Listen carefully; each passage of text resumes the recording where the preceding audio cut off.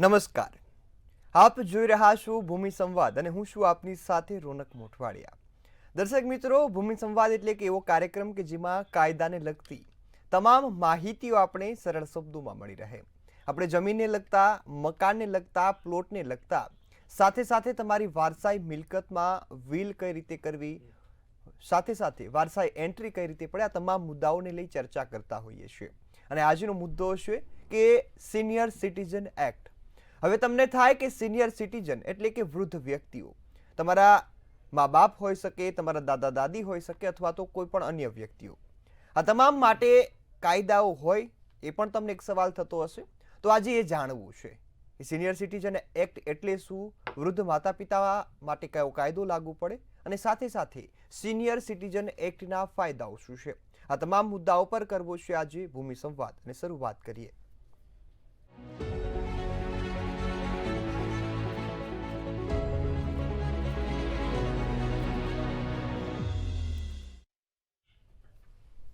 ખાસ કોઈ પણ વિષયની માહિતી આપણે જોતી હોય પણ સરળ શબ્દોમાં, તો એ વિષયના નિષ્ણાંત વ્યક્તિની જરૂરિયાત પડે. એટલે આ મુદ્દા પર ચર્ચા કરવી છે ત્યારે મારી સાથે ઉપસ્થિત છે અહીં કાયદાના નિષ્ણાંત અને સાથે સાથે રેવન્યુ ડિપાર્ટમેન્ટમાંથી નિવૃત્ત થયેલા નિરંજનભાઈ પંડ્યા. નિરંજનભાઈ, આપનું ખૂબ ખૂબ સ્વાગત છે મંતવ્ય ન્યૂઝ પર. નમસ્કાર દર્શક મિત્રો. આ સિનિયર સિટીઝન એક્ટ વિશે અને સિનિયર સિટીઝન માટેના મળતા લાભો એ આ જ એપિસોડ પછી, આ એપિસોડ એના પછીના લગભગ 2 એપિસોડ સુધી આ કાર્યક્રમ ચાલશે. તો આપ સૌને મારે નમ્ર વિનંતી છે કે ધ્યાનથી અને અમારી આ ચેનલને સબસ્ક્રાઈબ પણ કરવા માટે વિનંતી છે. જી બિલકુલ. નિરંજનભાઈ, શરૂઆત કરીએ. સૌથી પહેલા તો સિનિયર સિટીઝન એક્ટ એટલે શું? જેમ આ ઇંગ્લિશની વાત છે કે સિનિયર સિટીઝન એક્ટ એટલે વૃદ્ધ માટેનો કાયદો. વૃદ્ધો એટલે કોણ? વૃદ્ધો જે સિનિયર એટલે 60 વર્ષ કરતાં ઉપર ભાઈ કે બેન કે એના માટે આ કાયદો ઘડાવવામાં આવેલો છે. આ કાયદો 2007થી સ્વતંત્ર રીતે કેન્દ્ર સરકાર આયોજ અને ગુજરાત સરકાર દ્વારા પણ અમલમાં આવેલો છે. સિનિયર સિટીઝનમાં એમ કહી શકાય, કેટલાક વ્યક્તિઓ એવું કહે છે કે મને આના લાભ મળે છે, તો શું લાભ મળે છે એ પણ એમને ખબર હોતી નથી, જેથી આ એપિસોડની અંદર આપણને માહિતી મળશે. જી જી બિલકુલ. નિરંજનભાઈ, ખૂબ સરસ વાત કરી સિનિયર સિટીઝન એક્ટની. ક્યારથી લાગુ થયો, અને ખાસ હું સવાલ આપને પૂછીશ કે સિનિયર સિટીઝન એક્ટ છે તે કોઈ કાયદો છે એ તમે જણાવ્યું, પરંતુ એક ઉપયોગી શાના માટે છે, કેવા વ્યક્તિઓને ઉપયોગમાં લઈ શકે ને પ્રક્રિયા શું હોય? આ જે એક્ટ જે પસાર થયો છે 2007માં, એટલે સામાન્ય સંજોગોમાં આ જે મોટા લોકો છે એટલે વડીલ, મા બાપ, દાદા દાદી, એને લગતા જે કોઈ પ્રશ્ન હોય, સામાન્ય રીતે એવું કહી શકાય કે મિલકતને વિવાદ લગતો હોય, પરિવારને લગતો વિવાદ હોય, કેટલીક વાર એવું પણ બનતું હોય છે કે કેવા એવા સંજોગો ઉપસ્થિત થાય તો કેટલાક વડીલો આવી વાત બહાર પાડતા નથી. શરૂઆતમાં શરમ, સંકોચ, એમના કુટુંબની વાતો થાય એવું કોઈ કુટુંબ ઈચ્છતું નથી. પણ જ્યારે મોટા પાયે જ્યારે થાય છે ત્યારે આવા એક્ટ હેઠળ એમને લાભ મળતા હોય છે. એક ખાસ હું વાત કરું છું કે એક લારીની અંદર વેચાણ માટે જે જૂનો ભંગાર સામાન લઈ જાય, એની અંદર એક ભાઈ, એમાં મા બાપનો ફોટો હતો અને ભગવાનનો પણ ફોટો હતો. પેલા જે ભંગારનો વેપારી એટલે જે લઈ જવાવાળો હતો તે કે સાહેબ આ કોનો ફોટો છે? તો કે આ મારા દાદા દાદીનો ફોટો છે. અને આ ભગવાન, હા તો કે આ બહુ જૂના થઈ ગયા છે અને ખરાબ થઈ ગયા છે, એટલે હું કાઢી નાખું છું. તમારે જે પૈસા આપવા હોય તે મને આપો. લારીવાળાએ બહુ સરસ જવાબ આપ્યો. લારીવાળાએ કીધું કે હું ભગવાનને ખરીદી શકતો નથી અને તમે એને વેચી શકતા નથી, એની કોઈ કિંમત નથી, જે અમૂલ્ય છે. એટલે કેટલાક સંજોગોમાં આપણે જોતા હોઈએ છીએ કે કે સિનિયર થાય, માણસ નિવૃત્ત થાય, તો નિવૃત્ત થાય તો શું કરવું? ઘણીવાર આવા પ્રશ્નો ઉપસ્થિત થતા હોય છે. કેટલીક વ્યક્તિ એવું કહે છે કે મેં આખી જિંદગીના ઢસરડા કૂટ્યા છે અને ખૂબ મહેનતો કરી છે, હવે આરામના દિવસો આવેલા છે. તો કેટલાક એવું પણ માનતા હોય છે કે હવે મારે કશું જ કરવું નથી, ઘરે બેસી રહેવું છે અને માત્ર ઘરના જે કામગીરી હોય એવી કામગીરી કરવી છે. પરંતુ હું પણ એક સિનિયર સિટીઝન છું. આઈ એમ રનિંગ 70 years.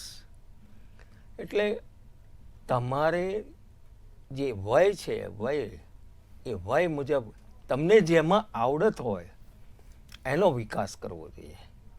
કેટલીક વાર એવું હોય છે, કોઈ પણ વ્યક્તિ કોઈ પણ કાર્યની અંદર નિષ્ણાત હોય છે તો જ સિનિયર બનતો હોય છે. એટલે કેટલીક વાર એવું પણ બનતું હોય એ નિષ્ણાત હોય અને એની પોતાની આગવી પ્રતિભાને કારણે કંઈક કાર્યક્રમ કરે અથવા કોઈ કાર્યની અંદર જોડાય, એવું પણ હોવું જોઈએ. કેટલીક મારું એવું કહેવું છે, જે દરેક વ્યક્તિએ સિનિયર થયા પછી તેમની પાસેથી કંઈક ને કંઈક જ્ઞાન મેળવવું અથવા જ્ઞાન આપવું એ જરૂરી હોય છે. દાખલા તરીકે કેટલાક વ્યક્તિ એવું કહે છે કે એ મોટિવેશનલ લેક્ચર્સ આપતા હોય છે. કેટલાક એવી વ્યક્તિ હોય છે કે જે નિવૃત્ત થઈને નાના બાળકોને ભણાવતા હોય છે. કેટલાક એવા વ્યક્તિ હોય છે કે રોડ રસ્તાની અંદર જે કામગીરી થતી હોય એની અંદર મદદરૂપ થતા હોય છે. તો આવા અસંખ્ય કામો છે કે નિવૃત્તિ બાદ કરવા જોઈએ અને એ વય તમારે એવી રીતે કામ કરો, જેનું જીવતું જાગતું ઉદાહરણ જોઈએ તો અમિતાભ બચ્ચન અને આપણે દેવાનંદ, એ બંને મોર દેન 70 years ઉપર એ લોકો કામ કરી રહ્યા છે. દેવાનંદ તો ગુજરી ગયા, પણ હાલમાં અમિતાભ બચ્ચનની જે એમની ચાલવાની જે સ્ટાઇલ છે એક યંગ વ્યક્તિને પણ શરમાવે તેવી હોય છે. એટલે મારું કહેવાનું એવું છે કે કોઈ પણ વ્યક્તિ વૃદ્ધ થયેલો નથી. માત્ર વૃદ્ધ ગણીને જો આરામ કરશો તો એમાં કોઈ મજા નહીં આવે, એવું મારું ગણિત કહે છે. જી બિલકુલ. નિરંજનભાઈ ખૂબ સરસ વાત કરી. હવે વૃદ્ધ અને નિવૃત્ત આ બંને શબ્દને અત્યારે કદાચ લોકો માનતા નથી, ને ખાસ નિવૃત્તિની વાત આવે તો ઘણી વખત લોકો 70 વર્ષે પણ એવું કહે છે કે હું હજી નિવૃત્ત નથી થયો, ને ઘણી વખત 35 વર્ષે પણ કહે કે હવે મારે નિવૃત્તિની જરૂરિયાત છે. કાયદો કોને નિવૃત્ત ગણે છે અથવા તો એ જે સિનિયર સિટીઝન એક્ટ છે તે ક્યારે લાગુ થાય? જે સરકારી નોકરીની અંદર જે જોડાયેલા છે એ 58 વર્ષ થાય તો એ નિવૃત્ત થવાને પાત્ર થાય છે. એ નિવૃત્તિ થઈ જતા હોય છે. એ નિવૃત્ત થયા પછી જેને સિનિયર સિટીઝન એક્ટ હેઠળ એને ગણવામાં આવે છે. અને કેટલીક વાર એવું પણ બનતું હોય કે એ સિનિયર સિટીઝનને લગતા એના લાભ ઘણા વ્યક્તિઓને એવી ખબર નથી હોતી કે આનો લાભ મને શું મળી શકે. દાખલા તરીકે હું આપને જણાવું કે રેલવેની અંદર મુસાફરી કરવા માટે, બસની અંદર મુસાફરી કરવા માટે, એરોપ્લેનમાં સફર કરવા માટે એમને સ્પેશિયલ સિનિયર સિટીઝનના લાભો મળતા હોય છે. દાખલા તરીકે હું ટ્રેનની વાત કરીએ તેમાં આંશિક એમને રાહત મળતી હોય છે. કેટલીક વાર એવું હોય છે કે જે એમને સ્લીપર કોચની અંદર નીચેનો ભાગ એમને આપવામાં આવતો હોય છે. મેડિકલ જે મળતી હોય છે સેવાઓ, એમાં પણ એમને સારી રીતે એવી સેવાઓ પ્રાપ્ત થતી હોય છે. એટલે આ બધી વસ્તુઓ કેવી છે કે આપણને જ્યારે ખબર હોય નહીં અને મેળવી હોય તો આપણને કોકની પાસેથી જવું અને જાણવું જરૂરી છે. જેમ કે સિનિયર સિટીઝન માટેનું જે કાર્ડ કઢાવવાનું હોય એ જે તે મામલતદાર કચેરીમાં સંપર્ક કરી રહ્યા એમનું ફોટા સાથેનો આઈ કાર્ડ બને છે. એ આઈ કાર્ડ રાખવાથી ઘણા બધા લાભ થતા હોય છે. જી બિલકુલ.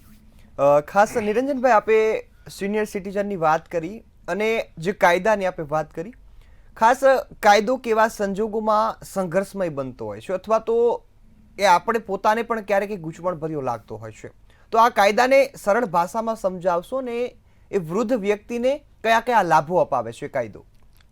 જે કે લાભ મળતા હોય છે, સૌથી પ્રથમ લાભ એને સિનિયર સિટીઝનને, જે મેં આ બસવાળા મુસાફરીની વાત કરી, રિવર્સ મોર્ગેજ.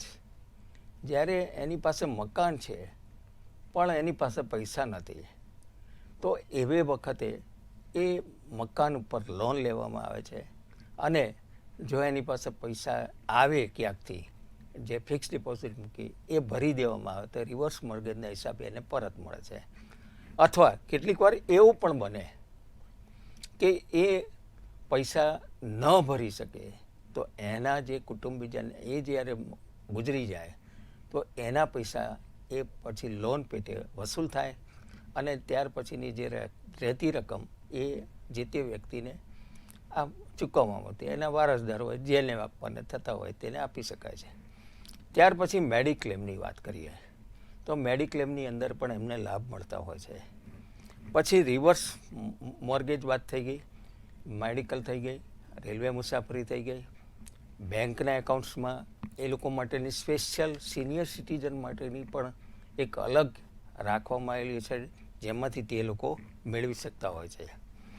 ત્યાર પછી એવી પણ વાત છે કે આ લાભો કઈ રીતે મળી શકે, તો એમાં 14,567 14567, ફરી બોલું છું 14567, એ નંબર ઉપર તમે નંબર કરો તો એનેથી સિનિયર સિટીઝન માટેની જે તકલીફો થતી હોય તે પણ મળી શકે છે. કેટલીક વાર મિલકત વિવાદમાં આવે, કેટલાક મા બાપને કાઢી મૂકતા હોય છે, કેટલાક એવું પણ બનતું હોય કે મા બાપને ખૂબ ખરાબ રીતે વાતો કરતા હોય અથવા ગાળો આપતા હોય, મારામારી કરતા હોય. લેટેસ્ટ હમણાં એક કિસ્સો પણ આવી રીતે બનેલો કે જમીન મેળવવા માટે થઈને બાપને મારી નાખવામાં આવેલા છે. તો આવા પણ પ્રશ્નો ઉપસ્થિત થતા હોય છે. તો આવા કેસની અંદર પણ તમે આની લાભ, કાયદાકીય લાભ સિનિયર સિટીઝન એક્ટ હેઠળ મેળવી શકે છે.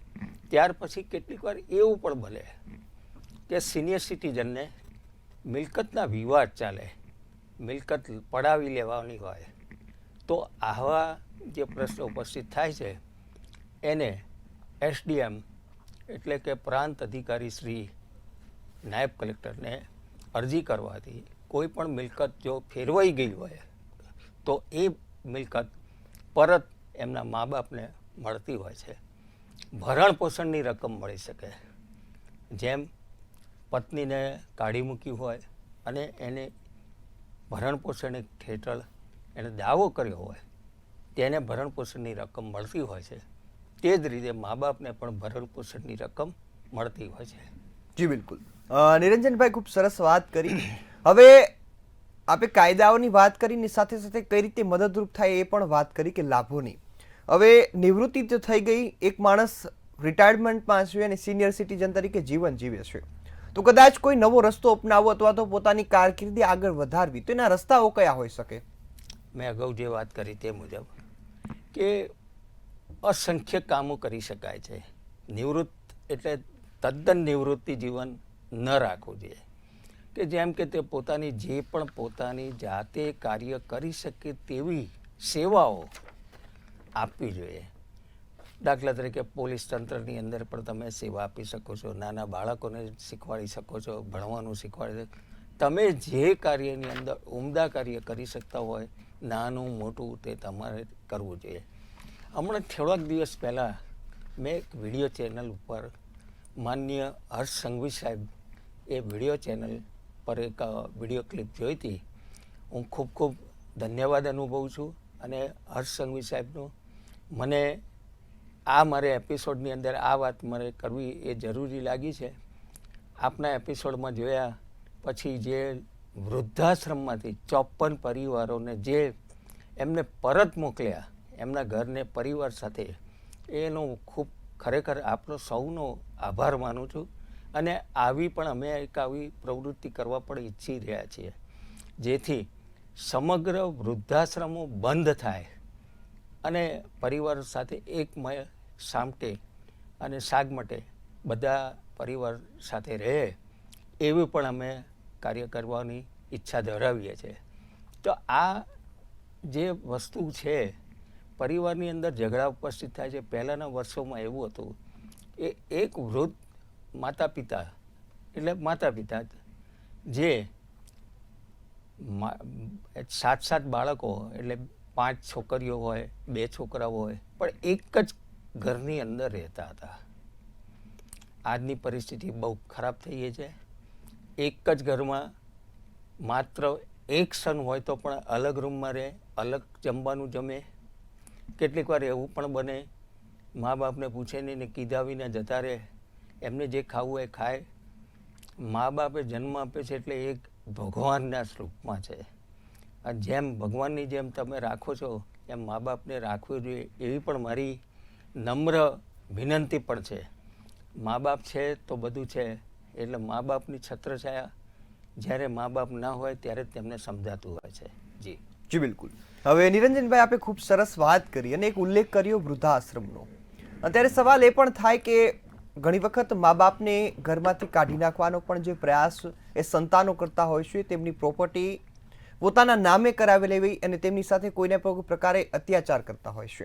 તો આવી ઘટનાઓમાં આ સિનિયર સિટીઝન એક્ટ છે તે કઈ રીતે મદદરૂપ થઈ શકે?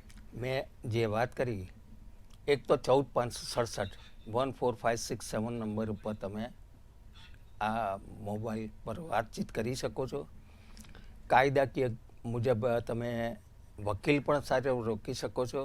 જો એમની પાસે પૈસા ના હોય તો પૈસા વિના ફીથી પણ કેસ લડતા હોય છે. કેટલાક એવું પણ બનતું હોય કે જેમાં પોલીસ સ્ટેશનની અંદર ફરિયાદ કરવામાં આવે કે જે કનડગત એમના દીકરા દીકરી તરફથી થઈ રહી છે કે અન્ય તરફથી થઈ રહી છે, તો એના માટે પોલીસ સ્ટેશન પણ એમાં ભાગ લઈને ઘણા સાથે રહીને અને આ રીતે સિનિયર સિટીઝન્સ માણસને વૃદ્ધોને મદદ કરતા હોય છે. કેટલીક વાર એવું પણ બનતું છે મા બાપને વૃદ્ધાશ્રમમાં મૂકી આવ્યા પછી એમની ઈચ્છા થાય અને જો સારું લાગતું હોય તો ઘણીવાર મા બાપ પોતે પણ એવું ઈચ્છતા હોય છે કે અમે વૃદ્ધાશ્રમમાં રહીશું. તો તેવા સંજોગો પણ વાત કરતા સામાન્ય સંજોગોની અંદર એવું બનતું હોય છે અને વૃદ્ધાશ્રમમાં રહેતા હોય છે. જ્યારે ફોરેન કન્ટ્રીઝની અંદર જે સિનિયર થઈ ગયેલા છે એના માટે તો સૌથી અલગ રીતે એ લોકોની વિલાઓ બનાવેલી હોય છે અને એની અંદર રહેતા હોય છે. હવે પરિસ્થિતિ એવી આવે છે કે વૃદ્ધાશ્રમમાં દરેક વસ્તુમાં દરેક રીતે એમને તકલીફો ભોગવવી પડતી હોય છે. તો એ તકલીફોનું નિવારણ પણ કેવી રીતે કરવું, શું કરવું, એ વૃદ્ધાશ્રમ પાસે હોય છે. મિલકતોના વિવાદ હોય, એમના જંગમ મિલકતને લગતા વિવાદો હોય, પરિવાર સાથેના વિવાદો હોય. તો આવી વસ્તુઓ એમના વૃદ્ધાશ્રમના જે હોય પ્રમુખશ્રીને જાણ કરીને એનો નિકાલ કરી શકતા હોય છે. જી બિલકુલ. નિરંજનભાઈ, ખૂબ સરસ વાત કરી. હવે એક સૌથી મોટો, જ્યારે પણ કોઈ વ્યક્તિ નિવૃત્ત થાય, જો તેમને પેન્શન આવતું હોય તો એ સવાલ નથી રહેતો, પરંતુ ઘણા વ્યક્તિઓ ધંધા સાથે નિવૃત્ત થયા હોય તો તેમને પેન્શન કે નથી મળતું. અને સૌથી મોટો સવાલ એ રહે છે કે ભરણ પોષણ. તો ખાસ સિનિયર સિટીઝન એક્ટમાં એવી કોઈ જોગવાઈ છે કે કોઈ વૃદ્ધ વ્યક્તિને ભરણ પોષણની કોઈ ખાતરી મળતી હોય અથવા તો એ બાળકો માટે કોઈ કાયદો લાગુ પડતો હોય? હવે જે વાત કર્યા મુજબ વિધવા પેન્શન યોજના, જેનો પતિ નથી ને ગુજરી ગયા છે, એને સરકારશ્રી દ્વારા આવી રીતનું પેન્શન મળતું હોય છે. તેમજ સરકાર દ્વારા પણ એમની ઘણી બધી ફેસિલિટી મળતી હોય છે. ગુજરાત સરકારે પણ આવી રીતની જાહેરાત કરેલી છે. એ મુજબના એમને મેડિકલ ફેસિલિટીઝ મળતી હોય છે. તો આ ઘણી વસ્તુ એવી છે કે જે આપણને ખબર નથી હોતી. એ ખબર માટે આ અનેક પ્રકારના આવા પ્રચારોથી અથવા તો લોકોએ પણ આની અંદર કંઈક પણ પોતાનો ફાળો આપીને કામ કરવા એ વધારે ઈચ્છનીય છે. ભરણ પોષણની બાબતની જ્યારે વાત આવે છે તો મા બાપની સાથે જ્યારે ના રહેતા હોય તો દીકરાએ એને કે દીકરીએ એને ભરણ પોષણ તરીકે એને કંઈક પણ રકમ ફાળવવી એ જરૂરી હોય છે. હવે કેટલીક વાર એવું પણ બનતું હોય કે આ ભરણ પોષણની રકમ બહુ નહિવત હોય તો ક્યારેક એમના જ્ઞાતિ તરફથી પણ એમને ફેસિલિટી મળતી હોય છે. માલિક કેટલાક એવા હોય છે કે જે શેઠ પરિવારો આવા માણસોને ત્યાં અનાજ અને ઘરની તમામ લગતી વાસણો એ લોકો આપતા હોય છે. કેટલીક વાર એવું પણ બનતું હોય છે કે સમાજ દ્વારા આવા જે સિનિયર સિટીઝન છે એમને જ્ઞાતિ તરફથી કંઈકના લાભ આપવામાં આવતા હોય છે. જી બિલકુલ. નિરંજનભાઈ, ખૂબ સરસ વાત કરી, અને આ તમામ જે યોજનાઓ કદાચ કોઈ લોકો ન જાણતા હોય તો તેમના માટે ખૂબ ઉપયોગી હોય એવી હોય. અને સાથે એક સૌથી મોટો સવાલ આવે કે અત્યારના, આમ તો કળિયુગ કહેવામાં આવે છે ને, અત્યારે માતા પિતાઓની સાથે અત્યાચારની ઘટનાઓ સૌથી વધુ બને છે. ઘણી વખત ઘરમાંથી કાઢી મૂકે અથવા તો તેમની પ્રોપર્ટી પોતાના નામે કરવાનો પ્રયાસ થતો હોય, તો કોઈ મિલકતને આ પ્રકારે જો જપ્ત કરવામાં આવી હોય અથવા તો તેમની પાસેથી છીનવી લેવામાં આવી હોય તો આ કાયદો કેટલો ઉપયોગી બને ને જે બાળકો છે, સંતાનો છે, તેમની સામે કાર્યવાહી શું થાય? આવો મેં જે વાત કરું છું કે આપણા જે તે જગ્યાના પ્રાંત અધિકારી શ્રી, નાયબ કલેક્ટર શ્રી જે આવતા હોય એને 2007ના મુજબ એમને અપીલ દાખલ કરવાની હોય છે. એની અંદર અપીલની અંદર તમામ વિગતો બતાવવામાં આવે છે કે દાખલા તરીકે જો એ મકાન કે ખેતીની જમીન એને નામે ફેરવી દીધી હોય તો મૂળ એને નામે પરત આવે એવું પણ થતું હોય છે. એટલે નાયબ કલેક્ટર ઉપર આધીન હોય છે કે આવા જો પ્રશ્ન ઉપસ્થિત થતા હોય તો જે મિલકત ટ્રાન્સફર થઈ ગયેલી છે અને છતાંય તો એવી મિલકતો તેના દીકરાને પાસેથી લઈને એના મૂળ મા બાપને એ પરત થતી હોય છે. કેટલીક વાર એવું પણ બનતું હોય કે ભરણ પોષણ જે આપવામાં આવતું હોય શરૂઆતના તબક્કે આપવામાં આવે પછી ના આપે, એવું પણ બનતું હોય. ત્યારે સારી દેખાડવા માટે, લોકોને સારું બતાડવા માટે એ ભરણ પોષણની શરૂઆતમાં રકમ આપે, પછી ના આપે. તો તેવા સંજોગોની અંદર પણ આ ભરણ પોષણની રકમ જે મેળવવા માટે નાયબ કલેક્ટરશ્રીને તમે અરજી કરી શકો છો. તેમજ જો વૃદ્ધાશ્રમમાં રહેતા હોય તો વૃદ્ધાશ્રમનો જે ખર્ચો થતો હોય તે કોઈક સમાજ, કોઈ સંગઠન દ્વારા એમને આપવામાં આવતું હોય છે. કેટલીક વાર દવા દારૂ જે સંગઠન દ્વારા એટલે સમાજ દ્વારા એમને આપવામાં આવતી હોય છે, એ મેડિકલ ફેસિલિટીઝ પ્રોવાઈડ થતી હોય છે. જી બિલકુલ. નિરંજનભાઈ, હવે એક સવાલ એવો પણ થાય કે ખાસ માતા પિતાઓ સાથે આ પ્રકારની અત્યાચારની ઘટનાઓ બને છે અને વૃદ્ધ માતા પિતા કદાચ એ કાયદા વિશે જાણતા નથી અથવા તો આ જે મુદ્દાઓ છે તેને ખૂબ ધ્યાનમાં નથી લેતા, તો ફરિયાદ કરવી છે અથવા તો કોઈ સમસ્યા છે તો નિરાકરણ કરવું છે, સૌથી પહેલા જવું કોની પાસે? સૌથી પહેલાં તો જે આવી રીતની ઘટના બનતી હોય છે સમાજની અંદર, તે મા બાપ ક્યારેય કોઈને કશું એ વાતચીત કરતા નથી. કારણ કે એમને શરમ, સંકોચ અને એવું થતું હોય કે આવી વાત કરીશ તો આપણું શું રહેશે, સમાજમાં માન શું રહેશે, આપણે અપમાનિત થઈશું, દીકરો અપમાનિત થશે. તો આવા પ્રકારની જ્યારે વાતો થતી હોય ત્યારે સામાન્ય સંજોગોમાં એમને એમના જે વડીલ, એમના જે કુટુંબના જે ભાઈઓ બહેનો જે હોય એ સાથે બેસીને એકવાર સમગ્રપણે ચર્ચા કરીને તેનું નિરાકરણ એ રીતે લાવી શકાય. બીજી વાત આવે ત્યારે સોસાયટીના જેટલા સભ્યો છે જ્યાં રહેતા હોય તેના દ્વારા પણ આ ઉકેલ લાવી શકાય. એમ પણ ના થાય તો જે મેં વાત કરી તે નાયબ કલેક્ટરના સમક્ષ એની અરજી કરવાની હોય છે. એ પણ ના થાય, મારામારીના પ્રશ્નો ઉપસ્થિત થાય તો તેવા સંજોગોમાં પોલીસ સ્ટેશનનો સહારો લઈને તો પણ એને ઉપયોગી રીતે એમને શું કાર્યવાહી કરી તે પણ બતાવવામાં આવે છે. જી બિલકુલ. ત્યારે નિરંજનભાઈ, સમયની મર્યાદા છે એટલે કાર્યક્રમ સમાપ્ત કરવો પડશે. આપ અમારી સાથે જોડાયા એ બદલ આપનો ખૂબ ખૂબ આભાર. નમસ્કાર મિત્રો. ખાસ વાત આજે સિનિયર સિટીઝન એક્ટની હતી. જે માહિતીઓ મેળવી, હજી ફરી આગળના એપિસોડમાં આ મુદ્દાને વધુ ઊંડાણપૂર્વક સમજવો છે. કોઈ પણ વાલી એ વૃદ્ધ વ્યક્તિને આ કાયદો કેટલો મહત્વપૂર્ણ છે અને તેની તમામ જે સીમાઓ છે ને, લાભો છે, એ સમજાવવા છે. તો હાલના વિષયમાં મને રજા આપશો, ફરી મળીશું એક નવા વિષય સાથે. ત્યાં સુધી મને રજા આપશો. નમસ્કાર.